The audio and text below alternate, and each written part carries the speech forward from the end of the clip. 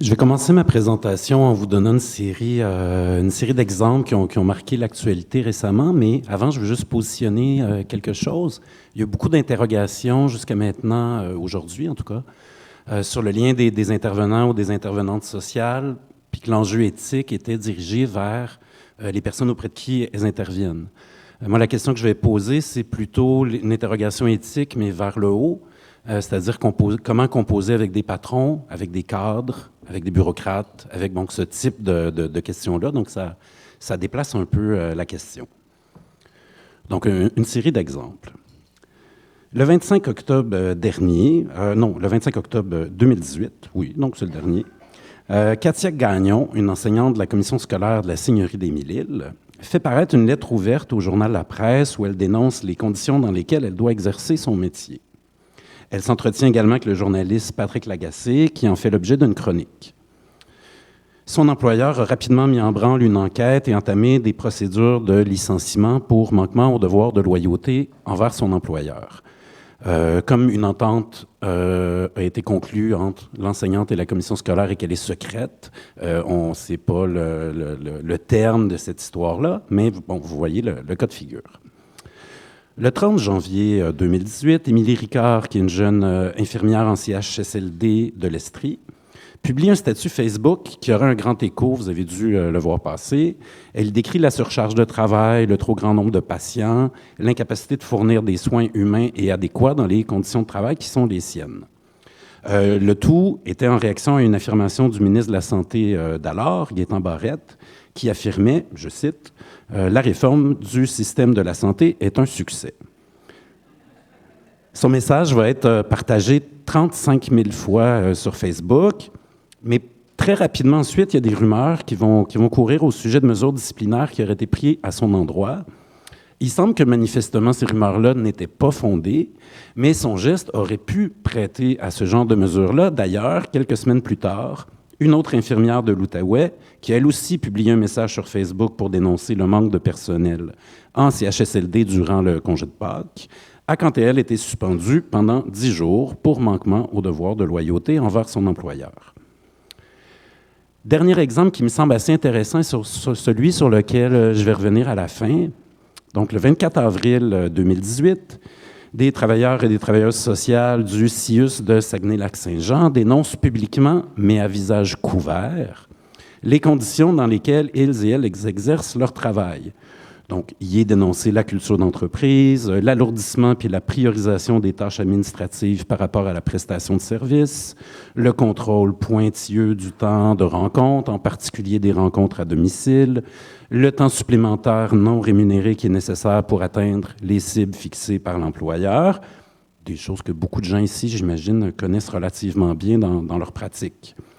Le tout faisait suite à une sortie publique de la nouvelle directrice du CIUS de la région, qui avait une déclaration qui ressemble à celle de Gaétan Barrette sur le fait que les cibles étaient atteintes et tout allait bien. Et peu de temps avant aussi, il y a une travailleuse sociale de la même unité de travail, Ariane Rousseau-Dupont, qui, elle, avait démissionné pour pouvoir tenir dans l'espace public à peu près les mêmes propos. Donc, l'enjeu, c'était aussi d'être solidaire avec cette collègue-là qui avait démissionné, mais de prendre une parole à visage couvert. Donc là, dans chaque cas, il y a une modalité de prise de parole qui se ressemble. J'aurais pu en prendre beaucoup d'autres, des femmes autochtones qui dénoncent des policiers, donc, à chaque fois, là, dans les exemples que j'ai donnés, c'est des employés de l'État qui interviennent dans l'espace public. Ils y énoncent une parole qu'ils tiennent pour vraie.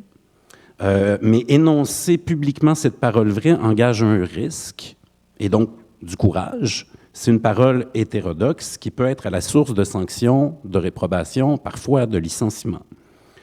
L'enjeu de la vérité dans cette situation-là, où le problème qu'elle introduit, il n'est pas du côté du statut de la vérité, qui est la question philosophique par excellence. Qu'est-ce que le vrai? C'est quoi les conditions du vrai? Là, on est dans de l'ordre de la vérité de fait, ou plus ou moins, c'est pas le statut de la vérité qui pose problème, c'est le courage de l'énoncer, les conditions dans lesquelles on peut l'énoncer, puis les effets que l'énonciation pourrait avoir. Donc, à l'œuvre une forme d'engagement de l'individu dans sa parole, puis cet engagement-là, pour reprendre les mots de Frédéric Legros, non, j'ai confondu deux personnes. Donc, pour reprendre les mots de Frédéric Gros, l'enjeu, c'est que c'est une parole qui est indélégable. Puis là, ça me fait penser un peu à la dernière intervention. C'est-à-dire que les personnes qui interviennent, tous les cas que j'ai nommés, ils interviennent en leur propre nom, ils parlent pour eux-mêmes, ils parlent au nom de personne et ils prennent un risque. Donc, c'est pas une parole de délégué syndical. C'est une parole de quiconque dans une unité de travail qui va dire la vérité. Ça peut peut-être être une parole de délégué syndical, mais c'est pas d'abord et avant tout ça. C'est pas des gens qui sont délégués par d'autres pour venir dire quelque chose. C'est des gens qui assument en leur propre nom ce qu'ils ont à dire au sujet de leur propre travail. Ça, ces conditions-là qui se ressemblent dans les prises de parole, ça m'a amené sur la piste des travaux tardifs du philosophe Michel Foucault. Donc, à la fin de sa vie, Michel Foucault, en particulier dans ses 2 derniers cours au Collège de France, s'est intéressé à un concept qu'il a nommé la parésia. Donc, c'est du grec ancien, vous me pardonnerez. Mais la parésia, quand on veut le traduire, c'est le franc-parler, le parler vrai. Mais ce qui est assez intéressant, c'est qu'en anglais, on traduit par fearless speech, fait que c'est aussi le parler sans peur. Et pour Foucault, il y avait une éthique qui entourait ce concept-là pour les Grecs anciens. Et c'est très ambigu de savoir si Foucault voulait juste nous parler des Grecs anciens ou s'il nous invitait à nous saisir de ce concept-là pour en faire une éthique contemporaine. À la fin, je vais vous suggérer qu'on peut tout à fait s'en emparer, mais qu'il faut la déplacer par rapport à ce que Foucault nous présente dans ses cours. Bon, là, j'ai une longue section sur le concept de parésia dans l'œuvre de Michel Foucault, qui me ferait largement déborder des 20 minutes qui me sont accordées. C'est un truc peut-être pour les lecteurs et les lectrices de Foucault. Quand vous voulez que Foucault soit clair, il faut aller lire ses cours qu'il donne aux États-Unis, où il est spectaculairement clair, puis même il se prête à l'exercice de faire des définitions, ce qui est vraiment le fun, ce qu'il ne fait jamais dans ses œuvres en France. Donc, on peut trouver une définition de la parésia dans un cours qu'il a donné à Berkeley, qui va comme suit. Donc, il y a quelques dimensions, puis à chaque fois, ces dimensions-là me semblent intéressantes. Donc, la première, la parésia, c'est dire le fond de sa pensée, sans détour, ne rien cacher, ouvrir son cœur et son esprit, bref, rendre manifeste sans flafla ce qu'on pense. Donc, on est au plus loin des procédés rhétoriques, de l'argumentation très raffinée. On fait juste dire simplement ce qu'on sait être vrai, sans détour, de façon transparente. Deuxième chose dans la définition, Foucault pense qu'il y a une bonne et une mauvaise parésia, dans l'idée de tout dire. La mauvaise parésia serait tout dire ce qui nous passe par la tête, sans distinction du vrai et du faux. On pourrait penser à un président américain, par exemple, qui se prête assez bien à cette définition-là. Et la bonne parésia serait tout dire, mais au filtre de la vérité, de ce qu'on sait être vrai. Troisième caractéristique que Foucault met de l'avant, le parésias prend un risque en disant la vérité. Là, il y a plein de cas de figure que souligne Foucault dans ses textes, dans ses cours là-dessus. Il y a évidemment le risque de vie ou de mort si on prend le cas de Socrate, le risque de perte de statut, de discrédit, d'exclusion, d'isolement, etc. Vous en parlerez avec Edward Snowden. La parole vraie a été relativement risquée. On peut reprendre la figure d'Antigone dans l'Antiquité, donc la figure tragique d'Antigone, qui est en train de discuter avec Créon. Créon a pouvoir de vie ou de mort sur elle. Il lui dit « Est-ce que c'est bien toi qui as enterré les corps d'un tel et d'un tel ?» Il a dit « Oui, c'est bien moi. » Elle finit emmurée vivante. Donc, dans certains cas, c'est assez spectaculaire, les conséquences de la parésia. Mais à chaque fois, en tout cas, il y a un risque qui est à l'œuvre dans cette parole-là. Quatrième chose, la parésia, ou plutôt on pourrait dire la grande parésia, parce qu'un peu plus tard, Foucault fait des distinctions de ce type-là, vient typiquement du bas vers le haut. Donc, la figure typique, c'est de dire la vérité à quelqu'un qui est positionné de façon avantageuse dans une relation de pouvoir par rapport à nous. C'est pour tantôt, je parlais parler à un patron ou parler de son patron dans l'espace public. Quand on est étudiant ou étudiante, dire la vérité à un prof. Bon, C'est de ce genre de choses-là. Par exemple, comme je suis prof d'envie, je vais prendre cet exemple-là, un professeur, quand il dit dans sa classe ce qu'il pense être vrai à des étudiantes et des étudiants, il n'est pas dans une démarche de parésia. Par contre, un professeur dans un contexte de grève en 2012, où il y a une injonction qui s'applique dans son cégep et que la direction de son cégep appelle la police pour matraquer la ligne de piquetage pour qu'il puisse aller donner son cours, là, un policier qui dénoncerait ça publiquement, là, serait dans une démarche de parésia. La parésia engage sa liberté dans la parole, donc c'est jamais une parole sous contrainte. Donc, quand on dit le vrai dans un procès parce qu'on n'a pas le choix, on n'est pas dans la parésia. Ou encore pire, quand on donne des aveux sous contrainte de type pression psychologique ou même torture, on n'est pas dans la parésia. Elle engage quelque chose qui est de l'ordre de la liberté. Dernière caractéristique, la parésia, ou le parésiaste, énonce sa vérité comme un devoir, c'est-à-dire ce qui est éprouvé par la personne qui parle, c'est que la liberté va être engagée dans quelque chose qui est de l'ordre du devoir. Donc, ça, c'est les principales caractéristiques que Foucault met de l'avant. Puis on voit se dessiner quelque chose comme une éthique de la parole qui entoure ce concept-là de parésia. On pourrait rajouter une ou deux choses qui grouillent à travers l'œuvre de Foucault. On peut penser des communautés parésiastes, c'est-à-dire des formes de liens entre des gens qui puissent faciliter ou rendre plus probable ou plus facile le parler vrai. Deuxième chose, je veux insister là-dessus, la vérité qui est à l'œuvre dans la parésia, elle ne se valide pas dans l'écriture d'un traité. C'est pas le même statut de vérité que la vérité qu'on pourrait trouver en sciences, par exemple. Là, la vérité, elle se valide dans le fait de prendre sur soi de le dire, va transformer la personne qui l'énonce, puis il y a un désir ou une demande de transformation de ceux qui entendent cette parole-là. Fait que c'est une vérité qui va se valider dans la vie, beaucoup plus que dans l'écriture de traités. Ça me semble évident tantôt que les cas de figure que je vous ai présentés au début sont des cas de parésia. Donc, on est à l'œuvre, il y a quelque chose comme une éthique parésiastique qui est à l'œuvre dans notre société. Là, je vais me faire une petite incursion dans un domaine là, vraiment que je ne maîtrise pas, qui est celui du droit, pour insister un peu sur l'idée du devoir de loyauté envers son employeur comme une dimension juridique explicitement anti-parésiastique. Je m'appuie là sur Brunel et Sanson, qui sont des juristes qui ont écrit un certain nombre d'articles sur cette question-là. En fait, leur idée principale à ces deux juristes-là, c'est que le droit canadien et québécois sont traversés par une contradiction. Une contradiction entre, d'un côté, le fait qu'on a introduit dans des chartes de droit des éléments qui concernent la liberté d'expression et qui ont une valeur constitutionnelle du point de vue canadien, mais aussi au Québec, on a une charte des droits et libertés qui a une valeur quasi constitutionnelle. Donc, en principe, chacune des lois, chacun des règlements dans l'espace canadien et québécois devrait être compatible avec la liberté d'expression. D'un autre côté, dans le droit civil,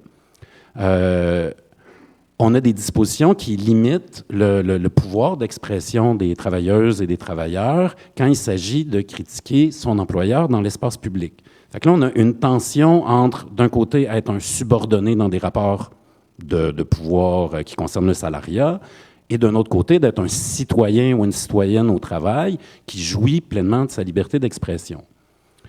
Tout ça vient d'une décision de la Cour suprême en 1974 qui va faire jurisprudence et qui stipule qu'un employé ou une employée doit agir avec discrétion, bonne foi, fidélité et s'abstenir par là d'une conduite préjudiciable aux intérêts et à la réputation de son employeur. Le Québec va dans le Code civil, donc ça va être ajouté en 1994 explicitement dans le droit québécois, donc ces dispositions-là.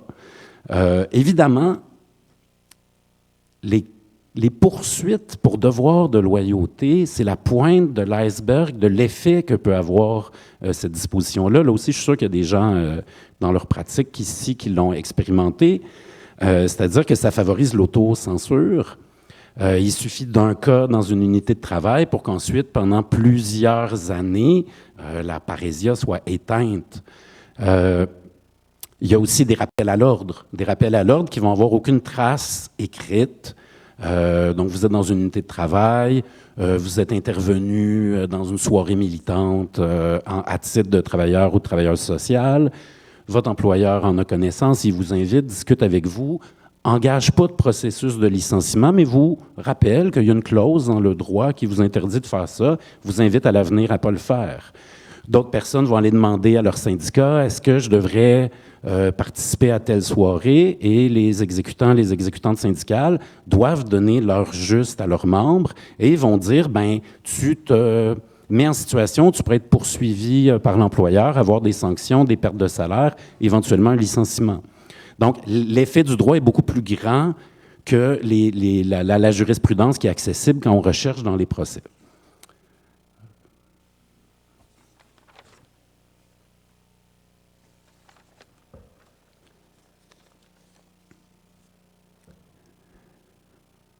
Je vais d'ailleurs remarquer que les professeurs d'université, en tout cas les professeurs des universités du Québec, ont introduit dans leur convention collective une dimension qu'on pourrait qualifier de parésiastique, c'est-à-dire à l'article 5.02, il est indiqué que la liberté universitaire, donc la liberté dont jouissent les professeurs d'université, leur garantit le droit d'expression, incluant la critique de la société, des institutions, des doctrines, dogmes et opinions, et notamment des règles et politiques universitaires, scientifiques et gouvernementales. Et là, on voit tout l'allègement, pour ceux qui sont professeurs de cégep, travailleurs sociaux, tout l'allègement qu'une telle disposition pourrait représenter dans l'exercice de votre travail. Bon. Est-ce qu'il me reste encore un peu de temps? 2-3 minutes, oui. Donc, pour conclure, je voudrais, donc, vous voyez un peu l'enjeu, donc il y a une réelle éthique qui est à l'œuvre dans cette parole-là, libre dans l'espace public, mais, puis c'est à cause de l'ambiguïté de Foucault, on ne sait pas trop si Foucault nous invite à la reprendre comme telle, à la transformer ou à dire ça concerne les Grecs. Je vous suggère de la reprendre, mais en passant à travers le filtre des études subalternes. C'est-à-dire que Foucault, c'est une parole très héroïque dont il nous parle. C'est la personne qui met sa tête sur le bio en disant « je vais dire la vérité, allez-y si vous voulez, je prends le risque ». Donc, il y a quelque chose d'extraordinairement héroïque qui est une situation rare de parole, puisqu'il n'y aurait pas d'autres modalités de penser le dire vrai, le parler vrai, par exemple dans une unité de travail, en travail social.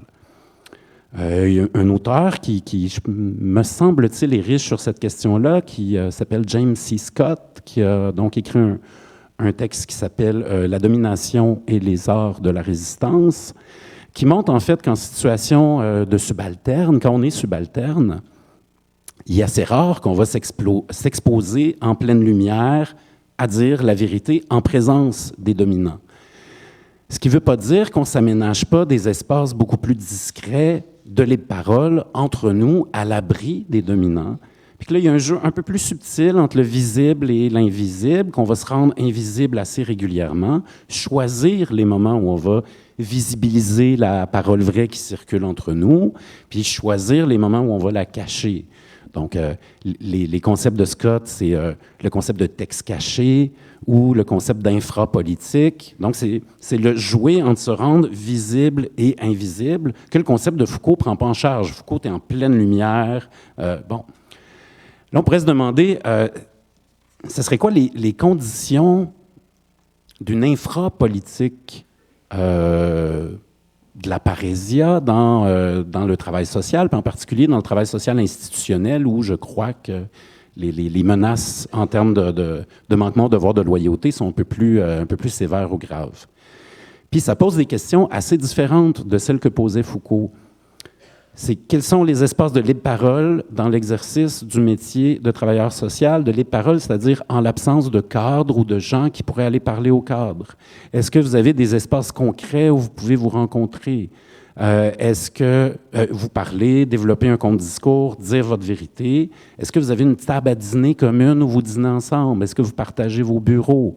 Est-ce qu'il y a un collectif de travail suffisamment stable qui permet d'aller prendre une bière à toutes les 2 semaines le jour de paye, puis parler, se dire la vérité à ce moment-là, puis construire comme ça un texte caché qui, le moment venu, pourra se rendre visible ou invisible. En tout cas, jouer avec ça, mais il faut encore être capable de le construire. Est-ce que l'AG syndical, c'est un espace de libre parole ou pas dans votre unité de travail? Ça dépend des endroits. Ça peut être le cas, ça peut ne pas être le cas. Puis c'est là que je termine là-dessus en quelques secondes. L'idée de la dénonciation publique, mais à visage caché, donc qui était mon exemple de travail social au début, me semble une trouvaille assez brillante entre les exigences de la parésia, de parler pour soi-même, de parler au nom de personne, de dire la vérité dans l'espace public, tout en rendant son visage invisible, puis en se rendant donc moins susceptible d'être pénalisé. Fait que c'est ça, il me semblait qu'il y a un travail à faire entre ce que Foucault propose et ce que nous propose plutôt les études subalternes pour essayer de penser une parole libre, mais là, adressée à plus puissants que nous. Je vous remercie.